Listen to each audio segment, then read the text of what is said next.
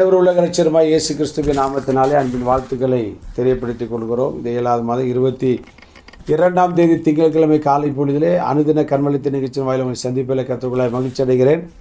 கர்த்தர் உங்களை ஆசீர்வதிப்பாராக. இந்த நாளுடைய தியானத்திற்காக ஒரு வசனத்தை நான் வாசிக்க கேட்போம். அப்போஸ்தலனாகிய பவுல் கொலோசியருக்கு எழுதிய நிருபம் 1ஆம் அதிகாரம் 15ஆம் வசனத்தை நான் வாசிக்க கேட்போம். அவர் அதரிசனமான தேவனுடைய தற்சுரூபமும் சர்வ சிருஷ்டிக்கும் முந்தின பேருமானவர். கர்த்தருடைய நாம் மகிமைப்படுவதால் நம்முடைய ஆண்டவர் எப்படிப்பட்டவர் என்பதை நாம் 17வது சுற்றாக நாம் சிந்தித்து தியானித்து கொண்டிருக்கிறோம். அவர் எப்படிப்பட்டவராம்? அதரிசனமான தேவனுடைய ரூபமானவர் என்று சொல்லப்பட்டிருக்கிறார். நம்முடைய ஆண்டவர் அதரிசனமானவர். அவர் யாரும் ஒருவரும் காணக்கூடாத ஒளியில் வாசம் பண்ணுகிறவர் என்று சொல்லப்பட்டிருக்கிறது. ஆனால் நம்மை தேடி வந்த நம்முடைய தெய்வம் அதரிசனமான தேவனை தம்முடைய குமாரனாகிய இயேசுவின் மூலமாய் தேவன் இந்த உலகத்திலே பிதாவாகிய தேவன் வெளிப்படுத்துகிறதை, அவருடைய அன்பை வெளிப்படுத்துகிறதை பார்க்கிறோம். யாரும் பார்க்க முடியாத ஒளியினிடத்திலே வாசம் பண்ணுகிற தேவன் தம்முடைய குமாரனை அனுப்பி அவருடைய அன்பை நமக்கு வெளிப்படுத்தி அவரோடு நடக்க, அவரோடு உலாவ இயேசுவானவர் வாழ்ந்த காலங்களிலே ஸ்தோத்திரம் அப்படிப்பட்டதான ஒரு கிருபை ஸ்லாக்கியத்தை கொடுத்ததை நாம் பார்க்கிறோம். பவுல் அதை குறித்து எழுதும்போது தீமோத்தேயுக்கு 1 தீமோத்தேயு 6ஆம் அதிகாரம் 16ஆம் வசனத்தை நான் வாசிக்கும் போது, சாவாமை உள்ளவரும் சேரக்கூடாத ஒளியில் வாசம் பண்ணுகிறவரும் மனுஷரில் ஒருவரும் கண்டிராதவரும் காணக்கூடாதவருமாய் இருக்கிற அவருக்கே பிதாவாகிய தேவனுக்கே மகிமை. பாருங்க, பிதாவாகிய தேவனை நாம் பார்க்க முடியாது. அதனால் தம்முடைய குமாரனை இந்த உலகத்தில் அனுப்பினார்.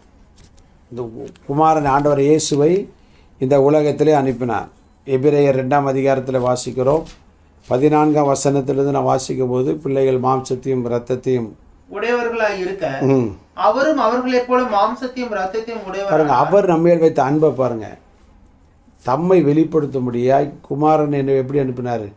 மாம்சத்தோடு இரத்தத்தோடும் அவர் என்ன செய்தார்? இந்த உலகத்தில் பிறந்தார். வாசிக்க உடையவரானார். மரணத்துக்கு அதிகாரியாகிய பிசாசானவனை தமது மரணத்தினாலே அழிக்கும்படிக்கு ஜீவகாலமெல்லாம் மரண பயத்தினாலே அடிமைத்தனத்திற்குள்ளானவர்கள் யாவரையும் விடுதலை பண்ணும்படி அப்படியானார். பாருங்க, ஆண்டவர் தம்முடைய அன்பை தம்முடைய குமாரன் மூலமாய் அவர் அங்கே வெளிப்படுத்துகிறதை நாம் பார்க்கிறோம். கர்த்தருடைய நாமம் மகிமைப்படுவதாக.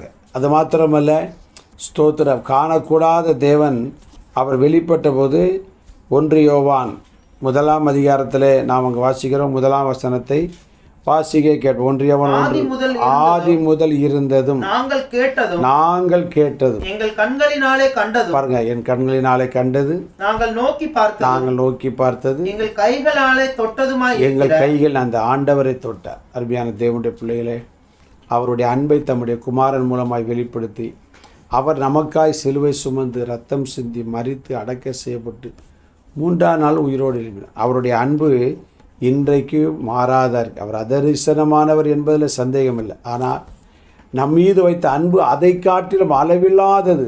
அதைத்தான் சொல்லப்பட்டது. தம்முடைய ஒரே பேரான குமாரனை விசுவாசிக்கிறவன் எவனோ அவன் கெட்டு போகாமல் நித்திய ஜீவனை அடையும்படிக்கு அவரை தந்தரில் இவ்வளவாய் உலகத்தில் அன்பு கூர்ந்தார் என்று யோவான் சுவிசேஷம் 3ஆம் அதிகாரம் 16ஆம் வசனத்தில். இதை கேட்கிற அருமையான தேவனுடைய பிள்ளையே, இந்த அனுதின கர்மளித்த நிகழ்ச்சியுடைய இந்த காலை பொழுதிலே அவர் இன்றைக்கு உயிரோடு இருக்கிறார்.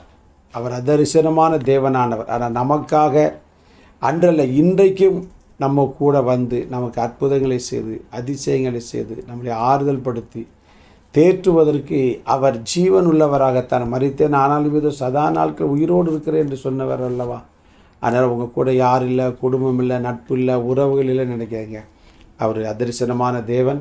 ஒருவேளை நம்முடைய கண்கள் பார்க்க முடியாவிட்டாலும் அவருடைய வல்லமையை, அவருடைய அதிசயங்களை நாம் வாழ்க்கையில் அனுபவிக்க தேவன் நிச்சயம் உதவி செய்யும். நாம் நல்ல பிதாவே, அதரிசனமான தெய்வம் யா, ஆனால் எங்கள் மீது வைத்த அன்பை இயேசுவின் மூலமாய் நீர் வெளிப்படுத்தினதே, அந்த அன்பை நாங்கள் தொடர்ந்து பிடித்து கொண்டு மகிழ்ச்சியோடு வாழ கிருபை செய்ய போகிறபடினாலே ஸ்தோத்திரம். இயேசு நிமித்த ஜெபங்கள் நல்ல பிதாவே, ஆமென். God bless you. நாளை காலை அனுதின கர்மளித்த சந்திக்க வரைக்கும் தேவ கிருபை நம்மை தாங்கி நடத்துவதாக. ஆமென்.